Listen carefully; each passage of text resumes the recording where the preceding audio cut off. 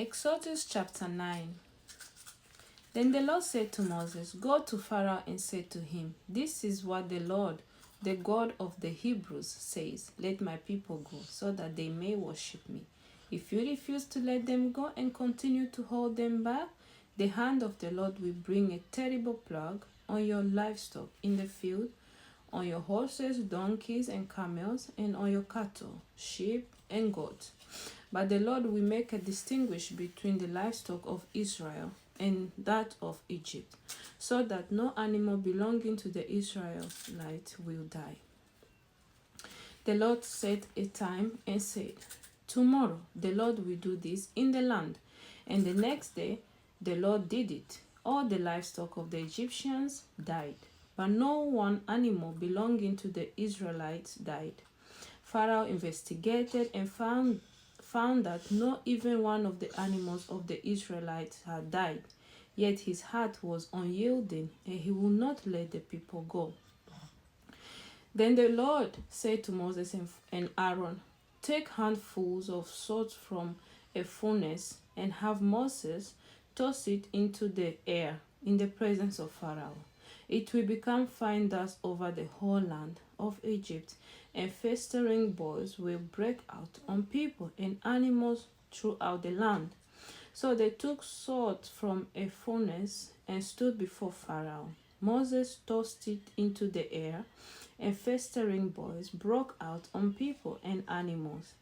The magicians could not stand before Moses because of the boils that were on them and all the Egyptians. But the Lord hardened Pharaoh's heart, and he would not listen to Moses and Aaron, just as the Lord had said to Moses. Then the Lord said to Moses, Get up early in the morning, confront Pharaoh, and say to him, This is what the Lord, the God of the Hebrews, says. Let my people go, so that they may worship me. All this time I will send the full force of my plague against you and against your officials and your people, so you may know that there is no one like me in all the earth. For by now I could have stretched out my hand and struck you and your people with plague, but that would have wiped you off the earth. But I have raised you up for this very purpose, that I may show you my power, and that my name might be proclaimed in all the earth.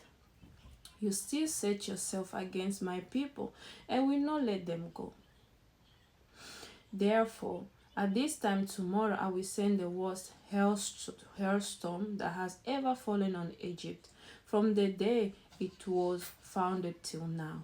Give an order now to bring your livestock and everything you have in the field to a place of shelter, because the hail will fall on every person and animal that has not been brought in and is still out in the field, and they will die. Those officials of Pharaoh who feared the word of the Lord hurried to bring their slaves and their livestock inside. But those who ignored the word of the Lord left their slaves and livestock in the field. Then the Lord said to Moses, Stretch out your hand towards the sky, so that hail will fall all over Egypt, on people and animal, and everything growing in the fields of Egypt. When Moses stretched out his staff toward the sky, the Lord sent thunder and hail, and lightning flashed down to the ground. So the Lord rained hail on the land of Egypt. Hail fell, lightning flashed back and forth. It was the worst storm in all the land of Egypt since it had become a nation. Throughout Egypt, hail struck everything in the field, both people and animals. It beat down everything growing in the field and stripped every tree.